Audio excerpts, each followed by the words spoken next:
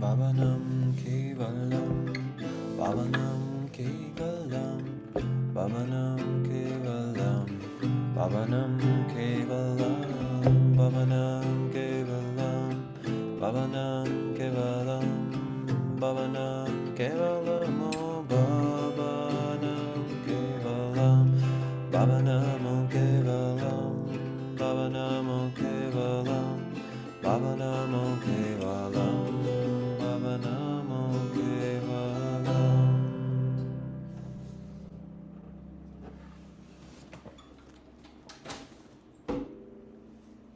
Okay, namaskar.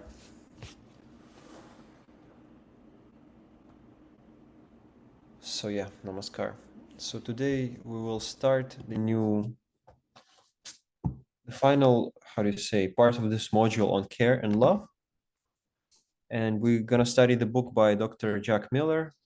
He's a professor at the University of Toronto, and is one of the maybe before I start, I'll just say briefly what will take place today. So it's a very important, simple, straightforward, and actually very essential book, I think, for love and care in education. Not much is officially written actually on it, but it's such an important topic and such obvious, maybe because people think it's obvious, but I think it's important to, yeah, to mention it.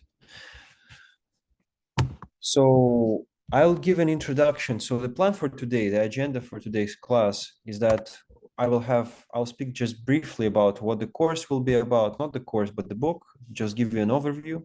You're welcome to take notes. You are welcome to question me. You're welcome to challenge me. You're welcome to provide your own stories. You're welcome to provide your perspectives. Just please raise your hand. So it's like a more or less in a coordinated fashion, just like India did before. And we'll proceed. So I'll just provide an overview of the first story, and I won't take more than 5 to 10 minutes. So I will speak today on, I'll give the overview, then Alana will talk about self-love, and Japesh will elucidate on personal love, which includes romantic and which include, I think, he'll specify more friendship, I think. So it's a very interesting thing that in the academic world, in the people don't talk about it, but in spiritual, I think in spirituality, it's very important. It's all based on love. Even the mantra Bhavanam Kevalam, one of the most important meanings, it's love. In Christianity, people say that, oh, wait a second. No, we are recording. Yes, it's all good. So that God is love. It's very inspiring, but people don't talk about all other sorts of love because there is some kind of anxiety, shyness about it, especially in the Western world, which is like driven by profit. You know, people don't have time. They don't think it's important, or rather there are more important or pressuring things in education. But it's very important because I think it's central, because love is at the center of spiritual relationships. Sri Srianandamurti has at numerous occasions stressed the importance of love. One of the examples that came to my mind is from the book Charya Charya, which is Guide to Conduct. One of the quotes that comes to my mind is that you don't have by Sri Srianandamurti, is that you don't have the permission or moral right to punish anyone or reprimand if your quantum of love does not exceed your quantum, if your quantum of love does not exceed your quantum for your desire to rectification of that person. So in other words, it's important to love before we want to change ourselves and others. And Dada Sadananda also stresses the importance of, well, even doing meditation on the basis of love, not to do meditation for the sake of pushing, just discipline for the sake of discipline. For example, like that, Srila Bhadrananda has just explained, waking up at 5 a.m., you can really push yourself to do it, or you can try to base it on love. Try to base it on understanding or compassion, which is another word that is used by Dr. Miller as, in other words of love. So this is an overview. I think it's important for yoga teachers, for any kind of teachers, for any kind of guardians, citizens really, to understand love, how to love. And I remember when I talked to Lalita, who's another my fellow curator who used to be curator of in the United States. I told her, okay, I want to introduce this talking about love, and she's like, Nirmal, how come? What what do you mean? How are you going to talk about love? What does that mean? Well, and I said, well, yeah, I understand why you think like this, because it's not specific and it's not really obvious, right? But anyways, we've already started it with 5 languages of love. So let me give you the overview of the first chapter. So the book is called Love and Compassion. So Jack Miller is famous for, rather, I don't like the word famous, but notable or important for being a figure that is pioneered holistic education, which means trying to base our education in spirituality and basing it on interconnectedness and this notion of interconnectedness. So this book, in the first one, he explains that officially we have not been talking about love because, well, we've been afraid or shy to do that. And Cornel West, he writes that, I'm going to give some quotes. He defines love as a steadfast commitment to the well-being of others. And I invite everyone, put on chat, what does love mean to you? Just take some one word or 2 words in your first language, in whatever language, put what do you think love is. Just go ahead and write it on chat.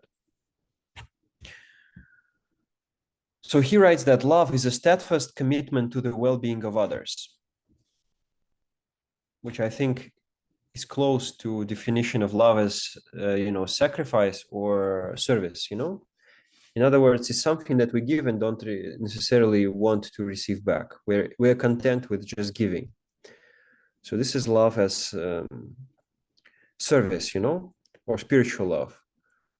And I don't want to authoritatively talk about it, but I think that's what Sri Shanandamurti's definition of love is closest to that, meaning devotion to the supreme benevolence inside every person, and acting out of goodwill, out of the best interest for the other person. Another quote which appealed and stands out to me is that love unfolds and reverberates between and among people. So love is already there. We don't have to invent it. We don't have to fabricate it. We just have to see it, and we have to become aware. Just like we are hopefully doing the diary, meaning the journal. We're taking a journal on self-care and how we care about others. Interesting. So you guys put yourself some notions there. India put this goodwill. This is very interesting, and I think in the third chapter we're talking about this one. Compassion. This is also Dr. Miller defines it as non-partial love. I think in Buddhism they call it unconditional love, which is one of the most purest forms of love. And compassion, we will talk about what it means more. Very good.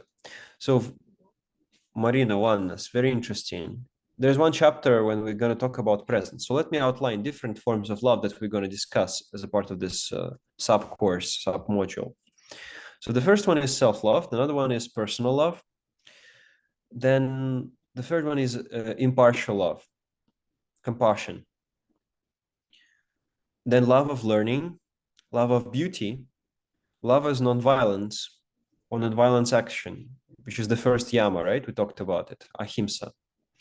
Then presence, love as a way of being. And the last one is eros, or universal love.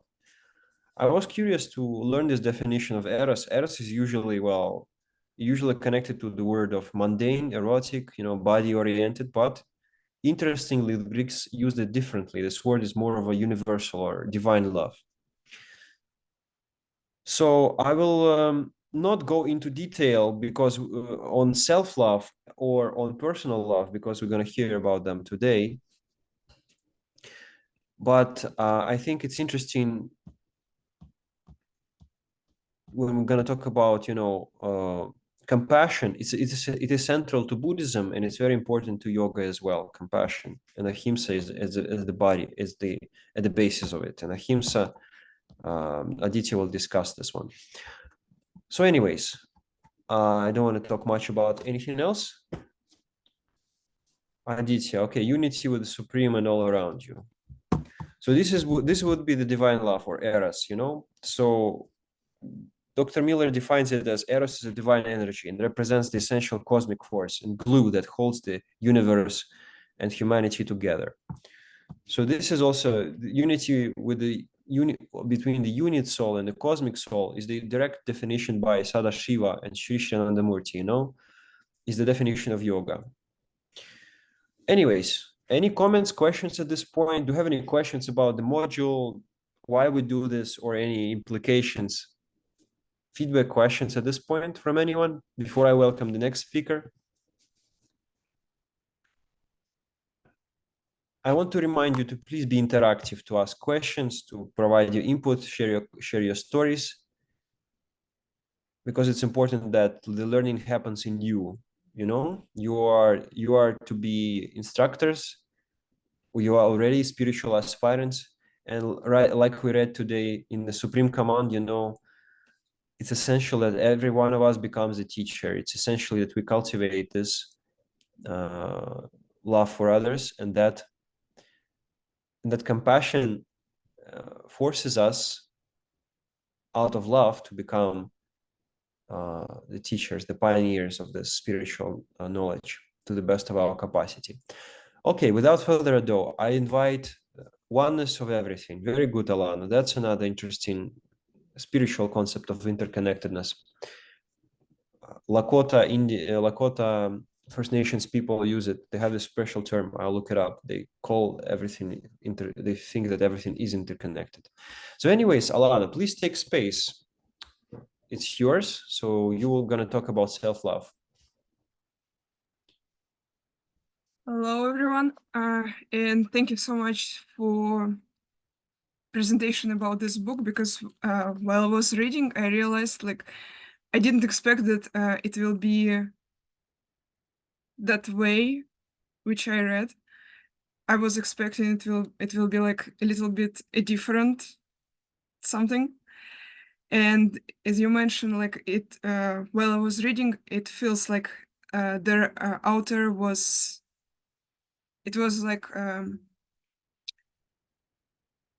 how you say, a guidebook for a person who will do some sort of coaching or guidance with their, I don't know, kids, with kind of different people, with a class, I would say that way.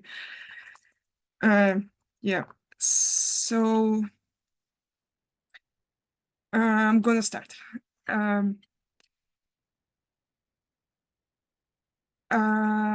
The first part of the chapter was saying about it's for few of us, or for many of us, it's very hard to really accept ourselves as we are, and it might be a huge reason unlove yourself. And in our society, it's a lot of examples of that kind of unlove yourself. And the author was saying it will, especially for kids, it's self-cutting, eating disorder, and suicide.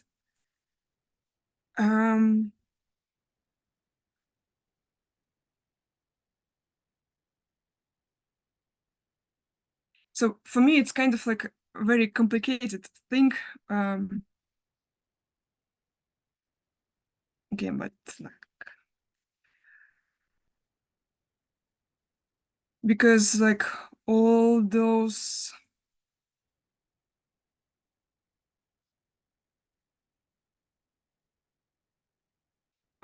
I mean, it's just my opinion, but suicide, self-cuttings, and eating disorder, it's all came from society, from our modern society, I guess. I mean, it's my opinion, okay? And I agree with Outer and with other people who saying, like, for example, if people who live in like in a big city in a village, that's there is a different people. Probably when you well, okay, I'm going too deep and too far away. Um, so there is a few ways how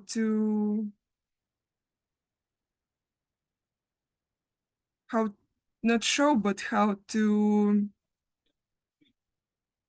have that self-love for you and for others. So the first one, it's being your own best friend. And that means that all your basic godness, it's already within you and it's always there. Also, there is mentioned 3 steps how to be a friend of yourself. The first one, it's being aware of what do you feel in the moment. And this one, it's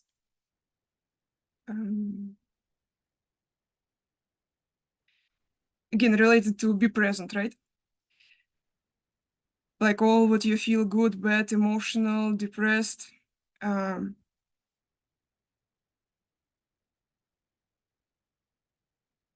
It all showing your presence. And that acceptance of those feelings.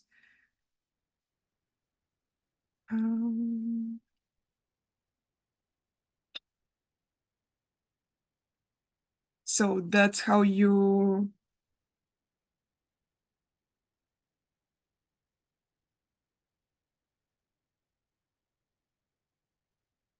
not accept of your courage, but that's how you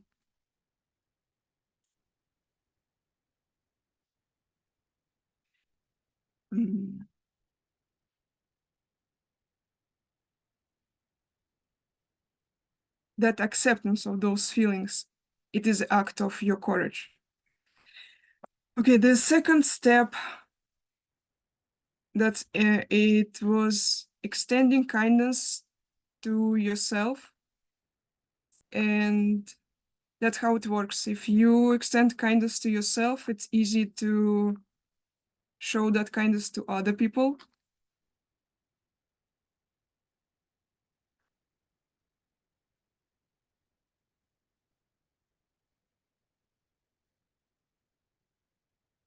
The third step, it's expressing the warmth of friendship.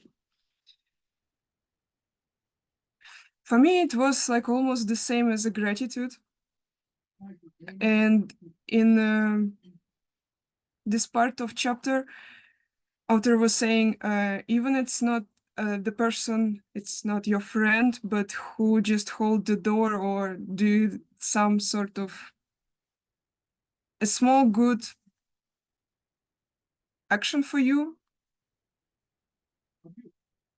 then you start feeling that warm feeling about the person. So, and I mean, the gratitude, it is the important thing to be kind and to make a friendship.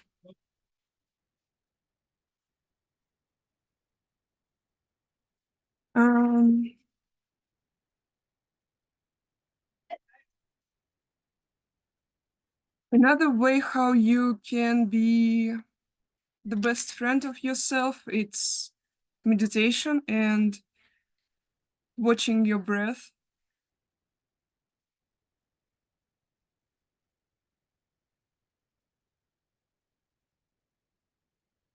Also, he mentioned a few people and their technique, how to manage. And one of those, it was using anchors. And for me, it was kind of like affirmation. Some of them was trust myself, be patient, take it easy, be quiet and listen. stop judging, and keep smiling.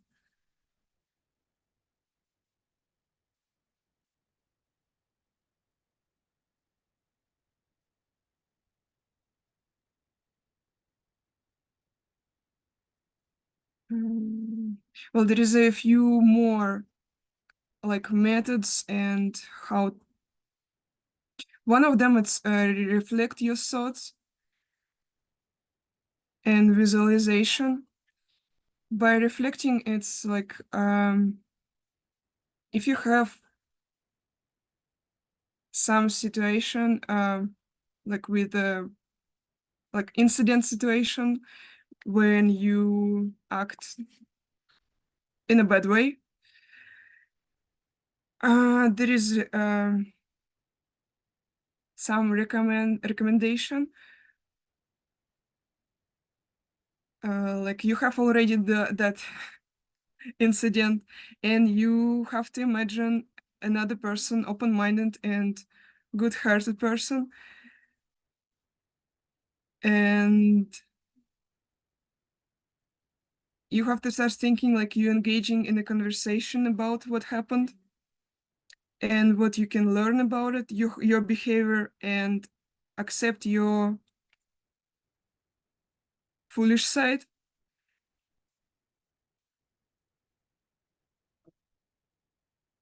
And then how you can reflect what you have to change in your behavior.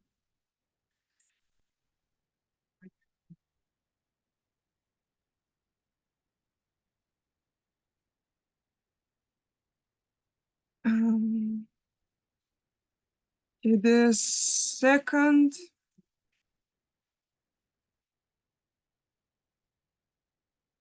way, it's,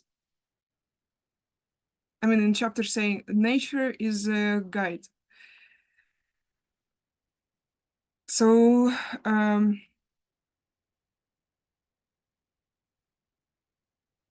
then chapter was explaining like birds and animals, almost, I mean, animals, they not confused about their presence in nature.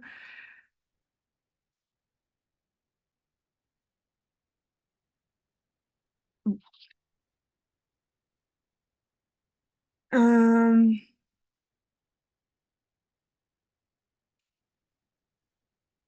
and only like human being, we always compare to each other and try to judge ourselves and other people.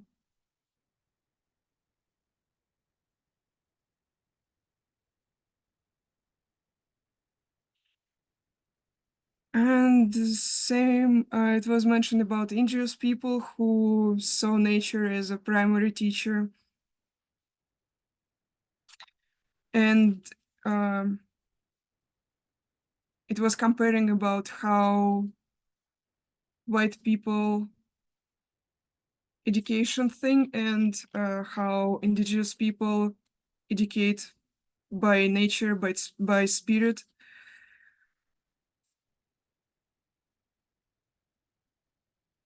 So in the third part, it's like, it's literally like, I don't understand it. I didn't. Educational applications. And in this part, the author again was saying about breath, like keeping and watching your breath. So I guess like no, I don't know. So yeah, I think he's more, how do you say, not limited by, he's the practitioner of the mindfulness or the Buddhist, he's not affiliated with any spiritual tradition per se. So of course we can talk, we know here about the Ananda Marga practices, that we learn from meditation steps. So we have slightly different approaches. That's why my question to you is, well, I put them on chat in terms of, like you're saying, applications. So how do we cultivate this gratitude? Or like what practices help us to cultivate it?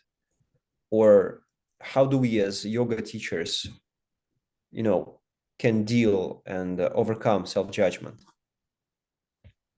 What do you think?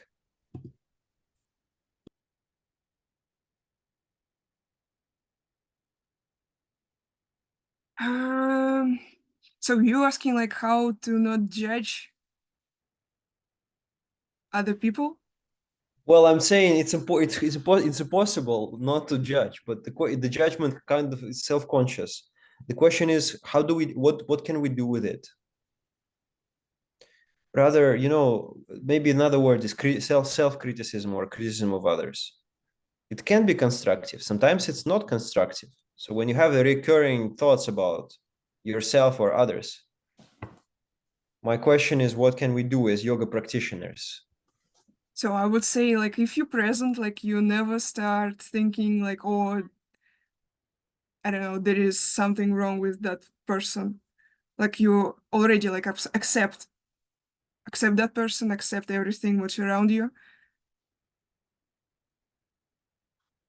Then my next question comes handy. So what can you do if you feel strong emotion during a class? Maybe in regards to some person, maybe it's just your personal something. So you say you feel during the class or during the dialogue with somebody, you feel this emotion of anger, hate, jealousy, shyness, or fear. So what do you do? That's my practical question. What can we do? So I got like almost the same situation at work last week. Do not let your emotion like comes, right? You have to be calm. Um,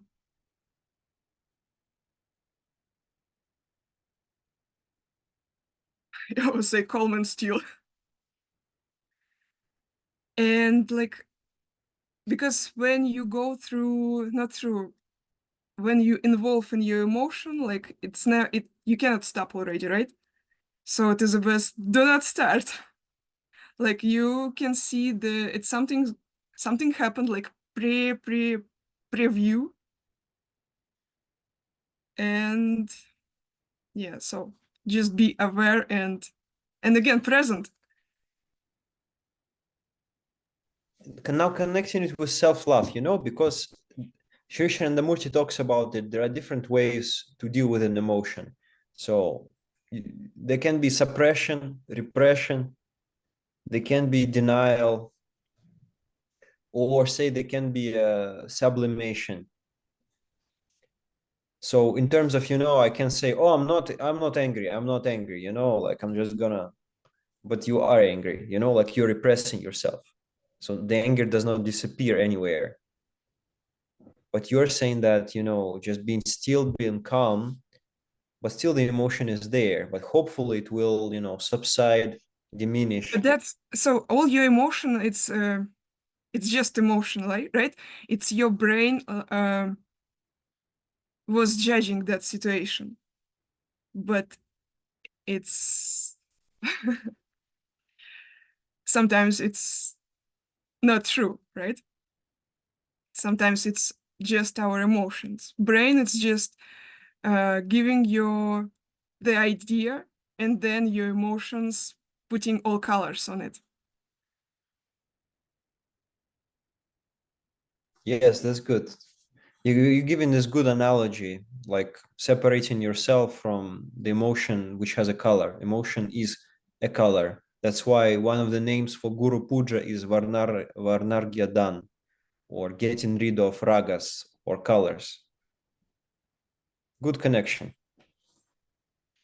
Anyways, would you like to add anything? Because we're a little bit short on time right now. So would you like to add anything else in terms of self-love? Or does anyone else have any questions to Alana? Please go ahead. There is one thing, because before I said like I was kind of not surprised, but I expected a different thing in the chapter. But when you said like he that book was written for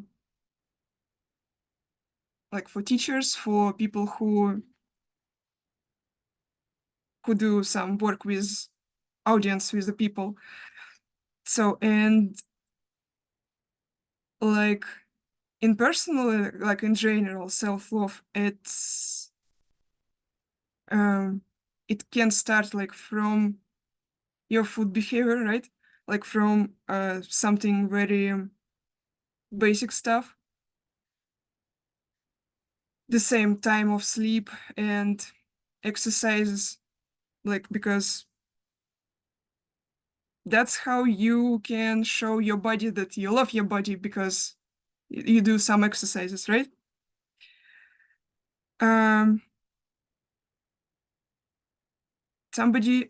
somebody, it's all about well-being and also boundaries.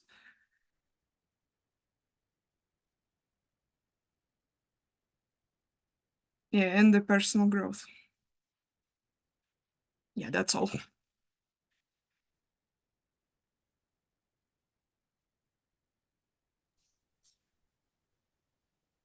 Very good. Thank you, Alana.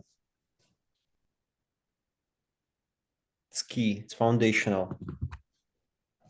Any questions to Alana? Please go ahead, guys. Engage in a dialogue.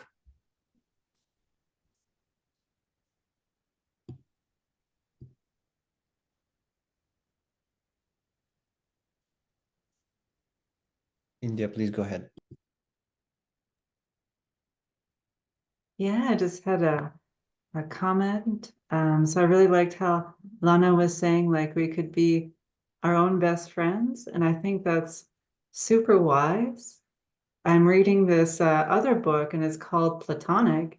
And it's a whole book about the science of friendship and how, like, friendship oftentimes gets really underrated. And the author is this professor of psychology. And she was saying, well, where do you think you learn empathy? This really important skill.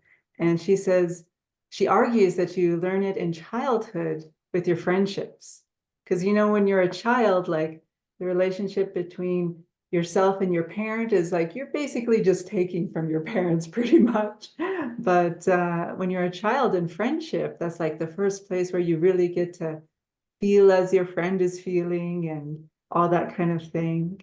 And so I think it's really cool because, sometimes people can be a little harsh on themselves and they might have a little bit of difficulty with, like, the whole self-compassion, self-love thing. But I think it's cool because, like, we already have those empathy skills within us from friendships. And so just like turning the skills that we already have to face ourselves. Like, we already know how to do it from our friendships. So I just thought it was a really beautiful point to turn that spirit of friendship, that generosity of spirit, to yourself.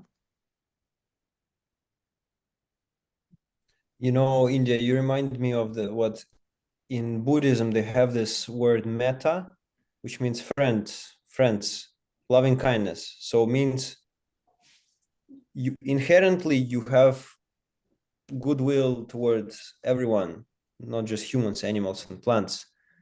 So that's very similar to what Sri Shanandamurti once sees as the end goal of meditation, becoming a neo-humanist, a person who has this loving kindness, friendship with everyone. Beautiful. Such a beautiful, goal in life.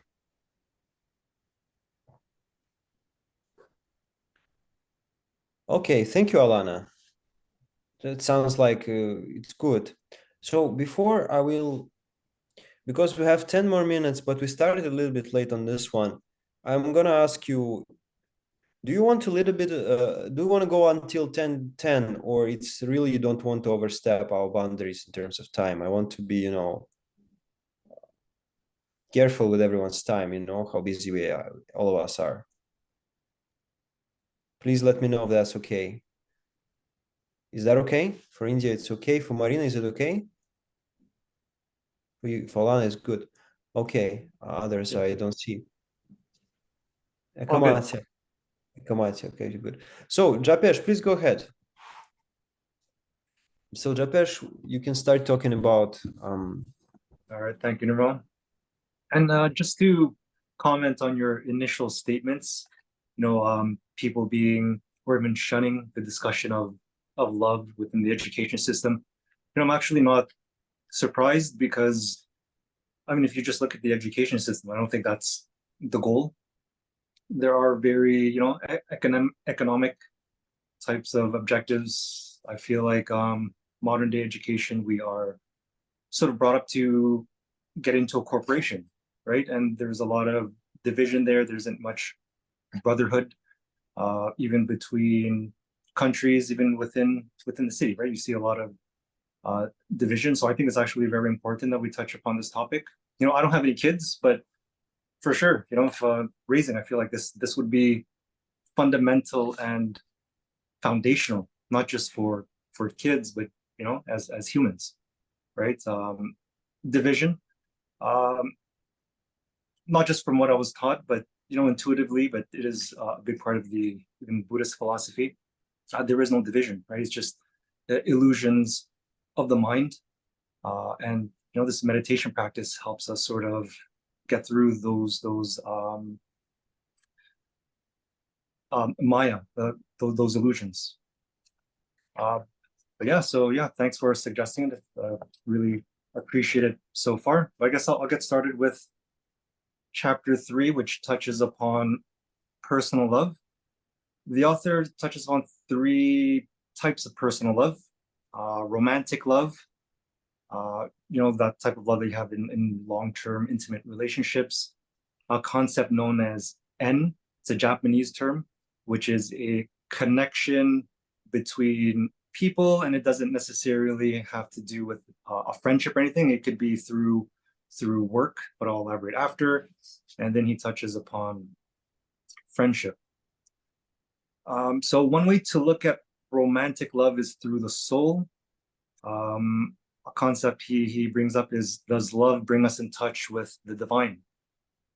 Sometimes it can awaken that awareness and bring us in touch with that deeper aspect of ourselves.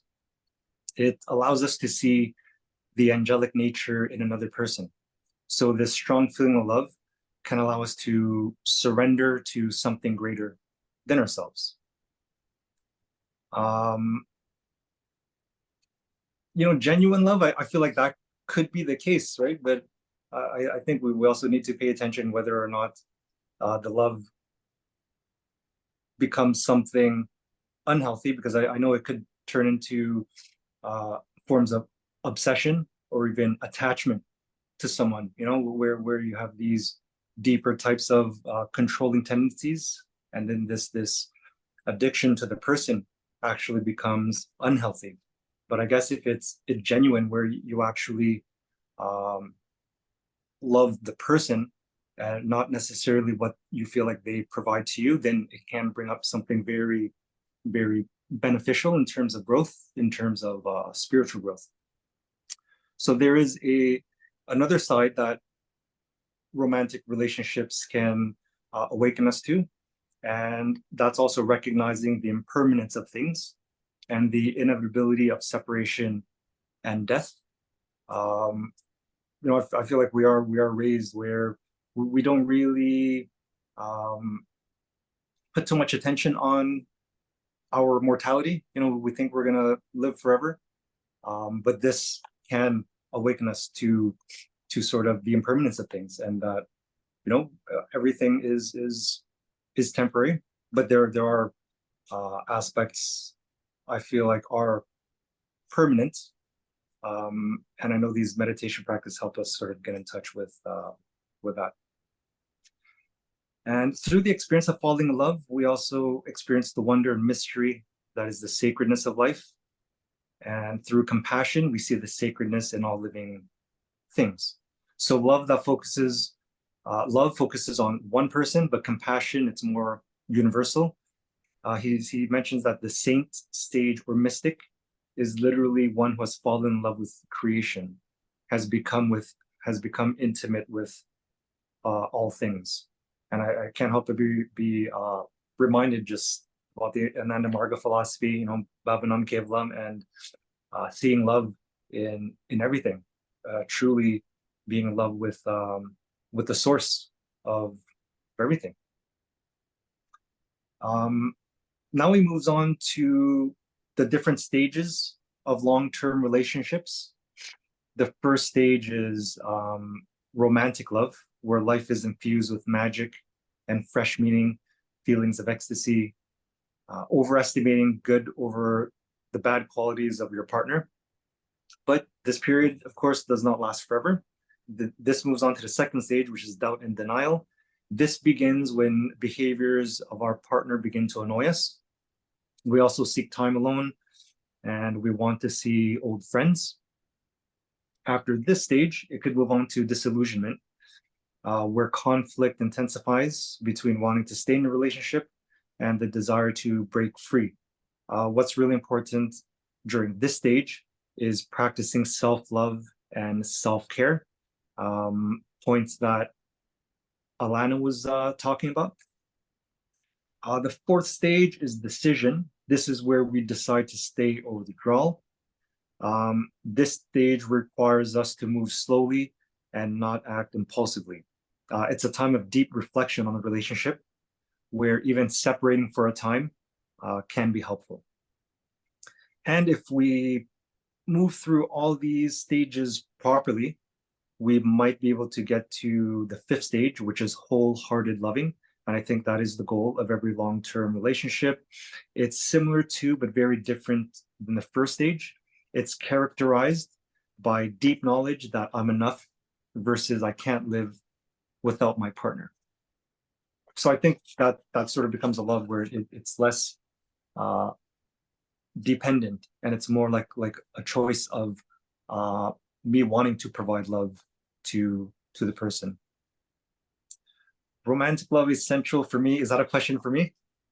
Or No, Japesh, I don't want to put you on the spot, but you are welcome to take you're welcome to take steps, because you are the expert on this one right now, in this format. But of course, everyone is welcome to contribute. Okay. Please raise your hand. You have a priority because you are speaker on this. I feel like at this point of my spiritual development, it does feel very necessary, because I am still very, I know, attached to certain individuals, even self-serving type of tendencies. But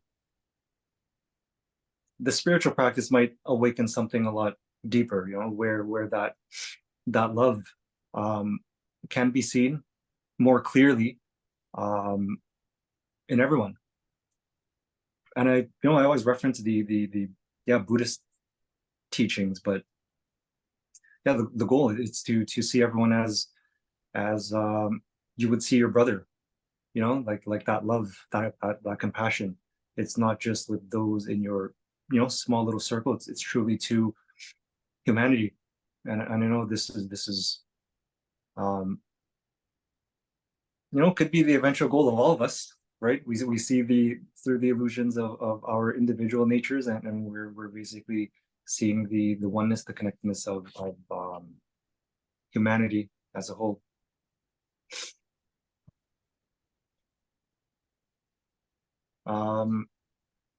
Yeah, so to assist, we're getting into wholehearted loving. That's the goal of long-term relationships. But to assist with achieving wholehearted love in relationship, he provides the 6 C's.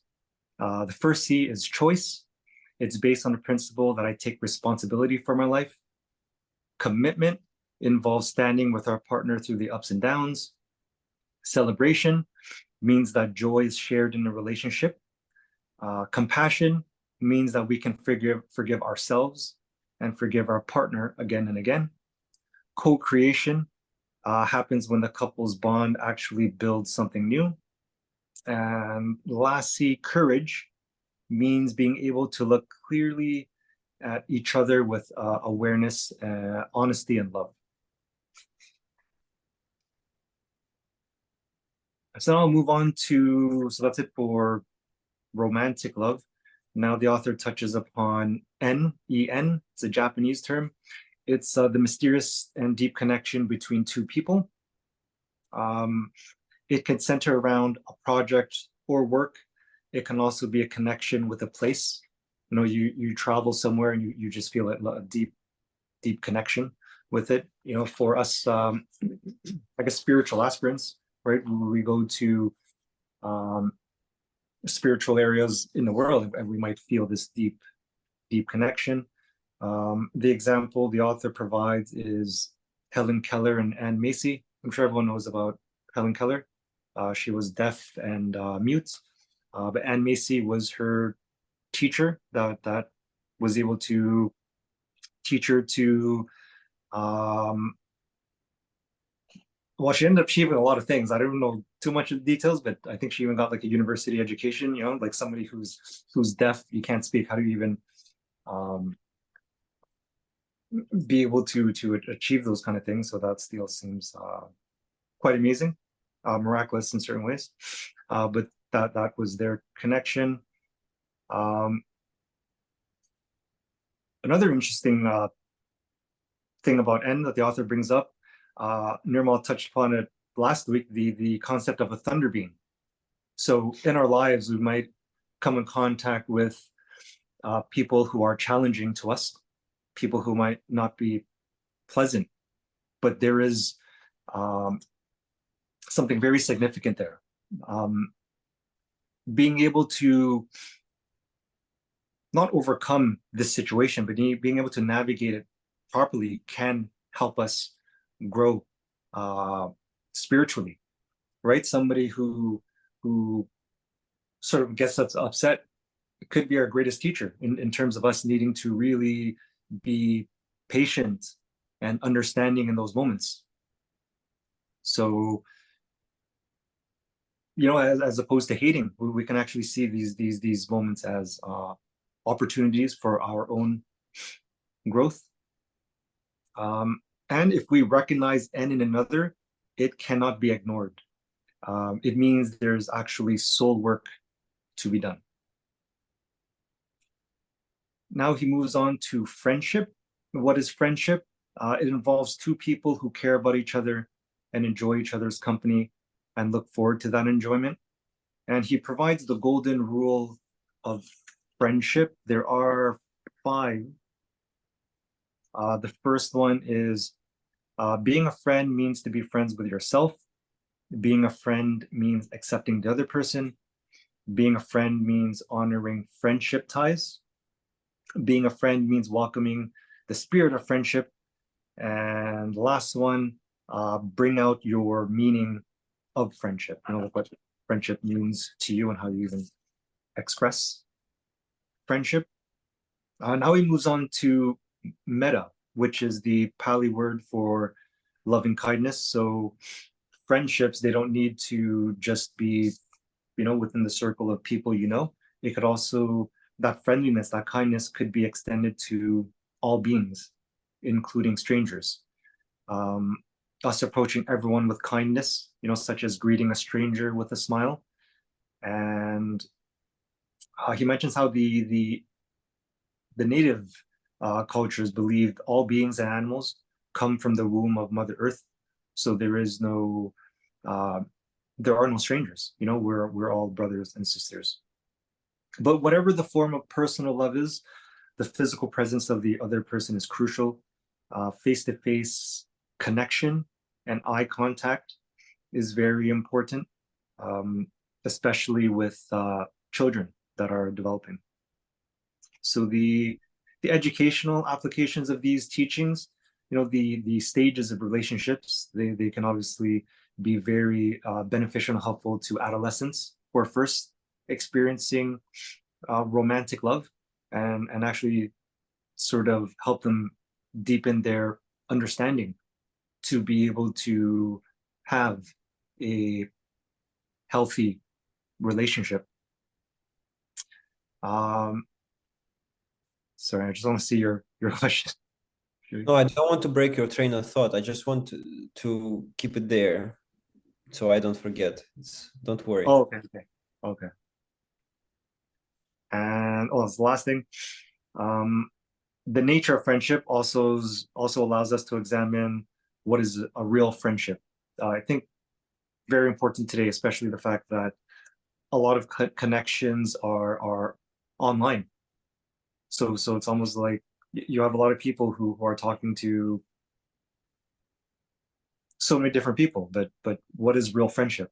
You know, do they actually have real friendships with you know, their hundreds of Instagram or even thousands of Instagram followers?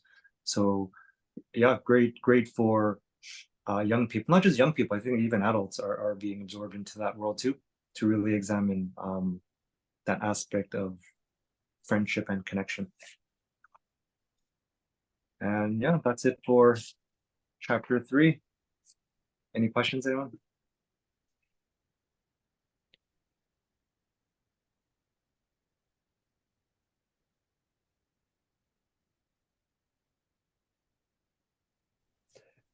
I think I want to ask you this. Oh, India. Okay, go ahead. Oh, sorry, I muted you. I didn't want to. Just you. Japesh, have you ever experienced this mysterious N?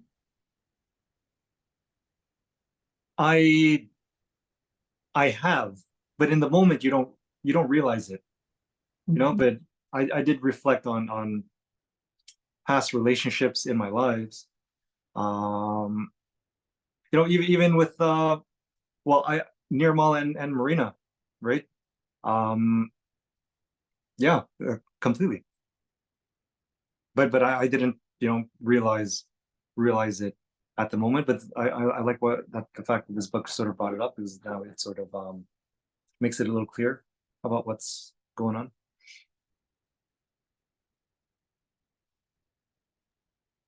Good question. Great question, India.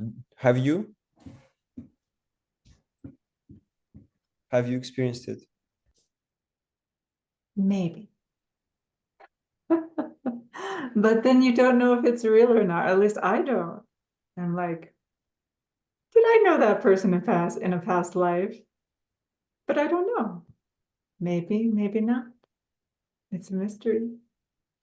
Sri Sriranandamurti notoriously has said that nothing in this world, is in this universe, is accidental. Everything is incidental. There is cause and effect for everything. And to some of his acharyas, he said, you know, I'm paraphrasing, but my boys and girls, you know what? Maybe it's not the first time. Some of you may not know, may not remember. Most of you do not remember, but this is not the first time that we are together. Maybe we've been together to a different planet. Maybe we've done some work on a different planet, and then another one, and now we're here, and who knows what will happen in the future. So that's a very enigmatic way of relationship, of course. Just maybe, I don't know, it's a devotional sentiment coming out of me right now, but everyone has a special connection, special yen, even more intimate with the Supreme, with Baba, deeper in their heart, and it extends over than just this life. And hopefully, and not hopefully, but I'm pretty positive that most of you, some of you have or are or will be experiencing that more and more with your spiritual practice of the special yen with the guru. I think the Bhagavad Gita even references, I heard from a spiritual teacher, that you know, the fact that we're attracted to yoga is because we've practiced in like previous types of lives. So even, you know, the having those thoughts come to mind, it's almost like where did that even come from, right? Because we have so many situations that occur throughout the day where those thoughts or those feelings don't come up, but then this moment does bring something up. So I'm actually trying to pay more attention to that, seeing these things as meaningful, as opposed to it's just a random thought, a random feeling, a random memory, you know, from when I was 6 on this day. Like why? You know what I mean?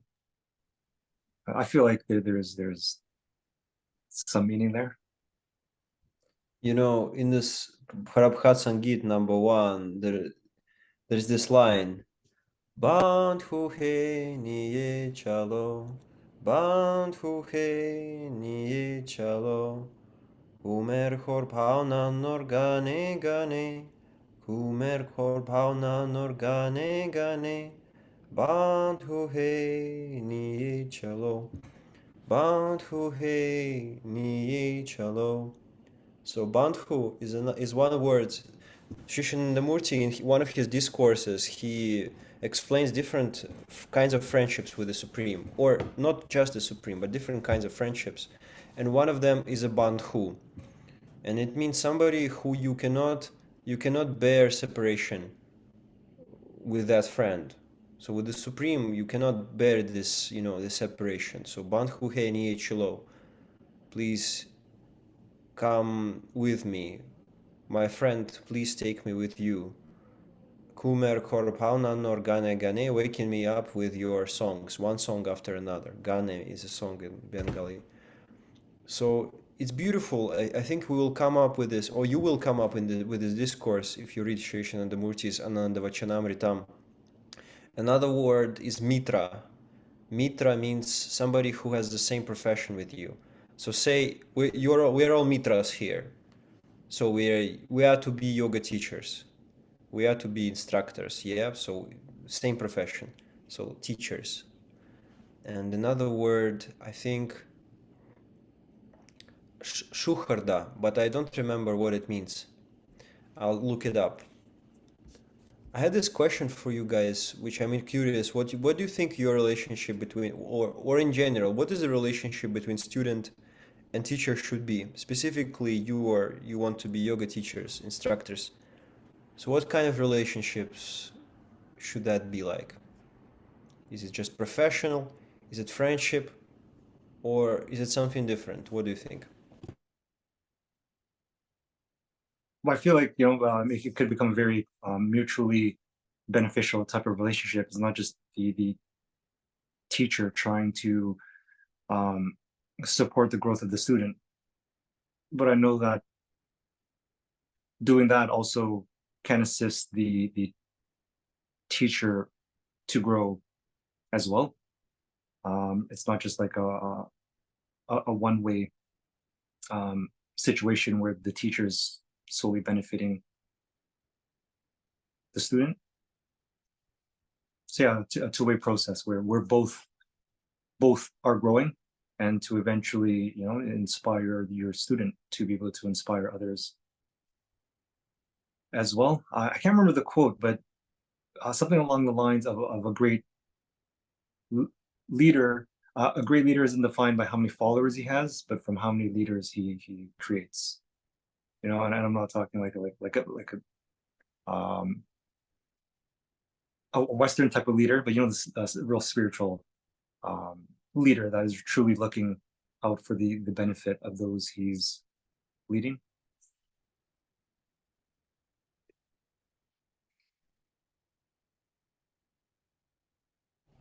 Lao Tzu believed that leader is somebody who actually is a follower. Lao Tzu. Was from the Tao Te Ching, right? Possibly, I'm not sure. Possibly, but he said, or in the Chinese philosophy, it's usually, I've heard it's believed that the good leader, you don't know his name.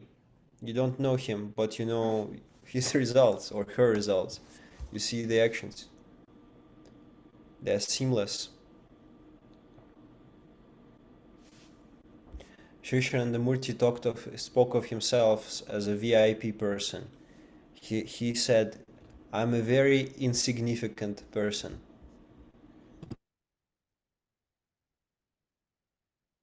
Yeah, I mean, you're completely opposite to the modern day type of leader who wants to be sort of revered. It almost seems like that type of leader is there to, truly serve. I think the foundation of that is true love emanating from within these types of individuals.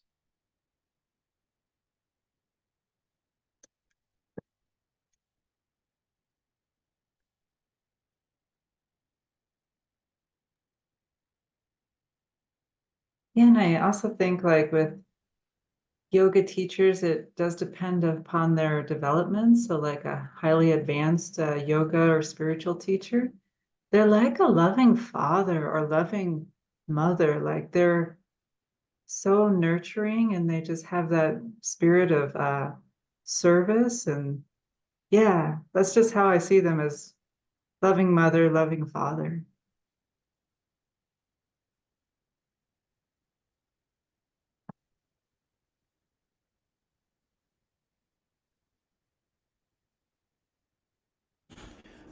So my question to you is quite interesting. You know, sometimes the boundaries are blurred, and you know, some people in the professionally, they, you know, they want to become friends. You see at work.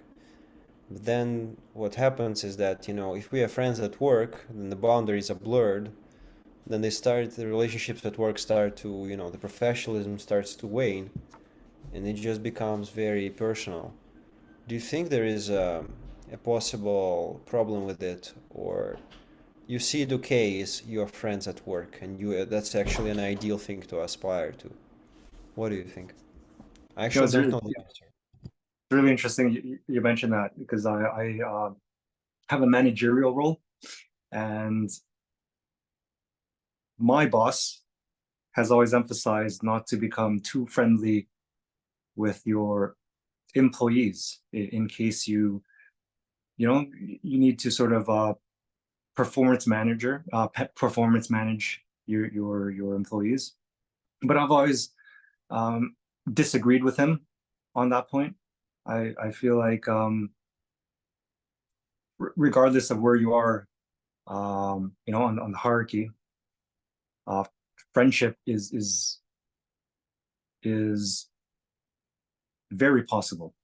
You know, you establish a connection with somebody where you truly care about their well-being, truly care about their growth. Sometimes difficult conversations are required, you know, just like a parent raising their child, right? Like if they are sort of misbehaving, you will need to have a serious conversation with them, right? For their benefit.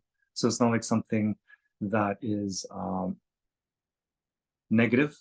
But in terms of, yeah, you know, because I could see where the complication could come, because some people could take advantage of that personal friendship, that personal relationship. So I feel like when that happens and you're unable to sort of make the person see what's going on, then just like in friendships that are no longer positive, right? Not all friendships are gonna be forever. So, you know, the intention of trying to maintain that, you know, personal relationship with employees or even your peers, I think should be primary, but sometimes it doesn't work out, you know, and that's okay. Nirmal, did you have a question? You reminded me of a very interesting thing, actually. You made me think, remember the case. Maybe that's gonna be. I actually am curious to learn your perspective on it. I had a problem. I was teaching at a private school yoga to children, so grade 1 to 3, very young, small kids, predominantly Russian speakers. So like from the post-Soviet Union, you could say, post-Soviet space.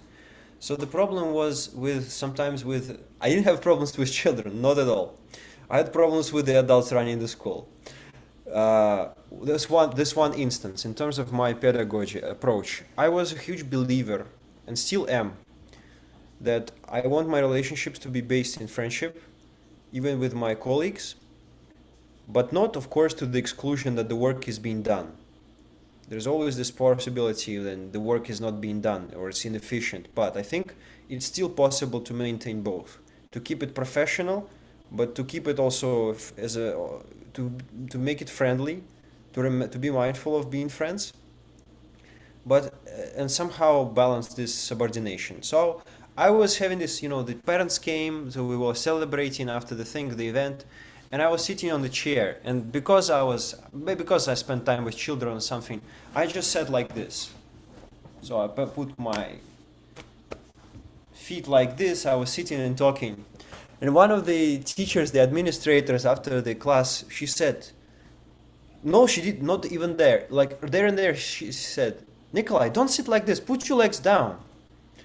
I was thinking, like I'm going back to school in Russia, you know, that was a very popular thing. You just get it, a directive, what to do right away. Everything else was fine. They were very cautious, but because I was like, you know, sitting like this before before the parents, I said like this. And then after, during the meeting, we were like eating together, and they asked me, and they recalled this thing, and I said, you know what? Actually, I was very conscious what I was doing, in the sense that I want to have open relationships with parents, with students, and at the same time being aware that I'm a human being to the reasonable extent. Of course, but perhaps they're also right, I was thinking. There is, you know, a limit. There is a limit, there are boundaries, but at the same time, I think sometimes it's important to be how do you say, critical, and we are human beings, and I really don't want to keep my relationships with students as I am the teacher, I'm talking down to someone. I'd rather be made a fool of, I'd rather consciously make a fool of myself sometimes, because then it helps to have a dialogue, you know?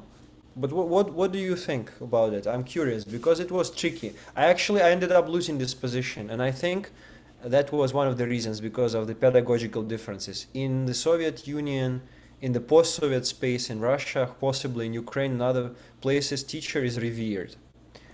The position of a teacher is somebody who is like an authority, unquestionable. Mhm. What do you think? It's a deep conversation, and we're all over time. And I promise we're gonna be closing in 7 minutes max. But let me know. Yeah, I mean, I feel like it's in line with the modern day way where the teacher is supposed to be the authority. It is and providing the direction and trying to minimize the free thinking type of thing. So I think you trying to create an atmosphere of openness seems kind of opposite to the system. I do know there are times where that sort of impression that you're trying to give off is important or even necessary. But you know, I think when you're dealing with children at that age, you do want them to be comfortable and open, you know, especially when you're teaching yoga, right? Spiritual teachings. Yeah, and you know, like as a teacher, it's wonderful if you can establish a rapport with your students. So there's still like, you know, that respect and everything. But if you can have a rapport, ease. Oh, excuse me, my computer is talking to me. But yeah, if you can do that, I think it just creates like a more easy atmosphere. So people feel relaxed enough to learn and participate and engage. So I think it's wonderful if student or if teachers can establish a rapport with their students. I used to be a math teacher, and so it's not so much fun just lecturing the entire time. It's actually nice when there's like a conversation and the students engage. So I always liked it when it felt more like a conversation instead of me just blathering on. And I think it's possible, India. I truly believe, even in the case of math, where the knowledge, passing down specific knowledge is so important. But as far as I understand it, is still based in inquiry, it's still based in problem solving, it's based in critical thinking. Because sometimes I remember in my education, math felt so stifling in this post-Soviet space because you just taught formulas, you just taught those ready-made things. You just have to memorize, and you don't quite understand, well, how do they come to be? What's the application? Why do I need to learn it like this versus just memorizing? So it's possible. And even all the beautiful things that we are learning, you can learn it like well, just hearing a lecture, but even I think in the pedagogy of Sri Shanandamurti, and I think I don't want to sound like a heretic, but he was very, if you read the personal stories of his encounters with his students, with acharyas, with didis, with dadas, with family margis, he was such an authentic pedagogue based on love, but such a, it's different. You just read the dialogues. He's very paradoxical. You would think he's a great spiritual teacher. He just teaches like bottom down, but he has an intimate connection with each student.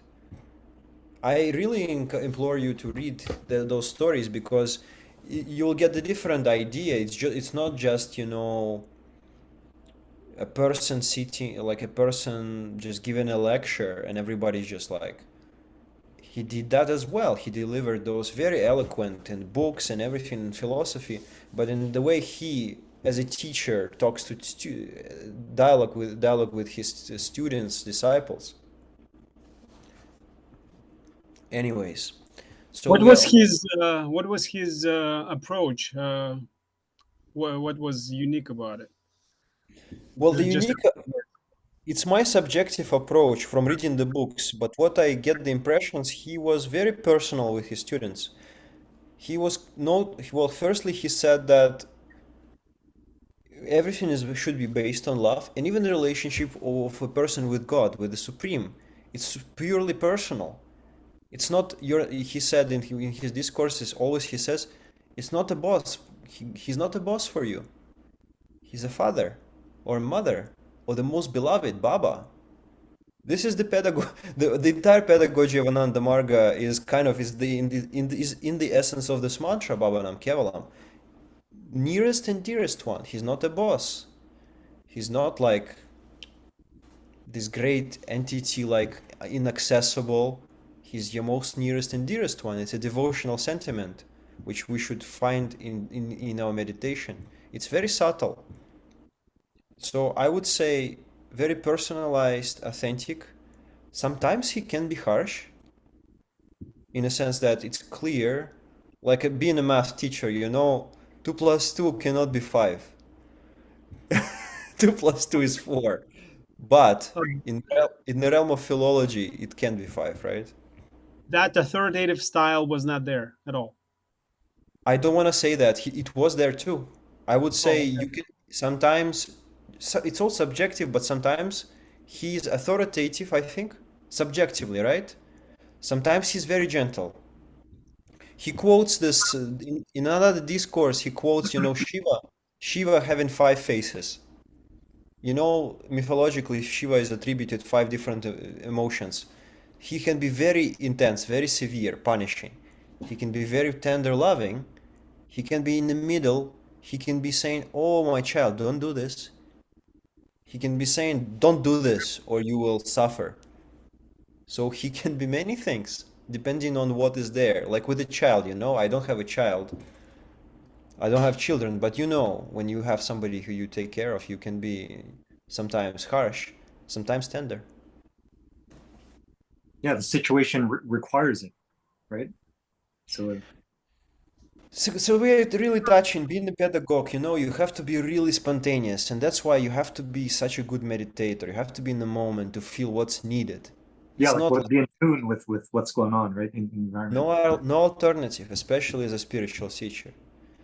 Anyways, it's 10:30, guys, so let's be sorry for being, how to say, because we started, Dada spoke more, and it's always very fortunate to hear more from an acharya. So anyways, thank you for the presenters. Next week we have who? Let's see, we have Impartial Love Padma, and we have Love of Learning and Curiosity Akamati. So thank you to the presenters. It was very nice. I will try to next time finish our DC on time at 9 or 9:10 max. But thank you again. I think it's important, it's valuable, and thank you for your, patience in this respect.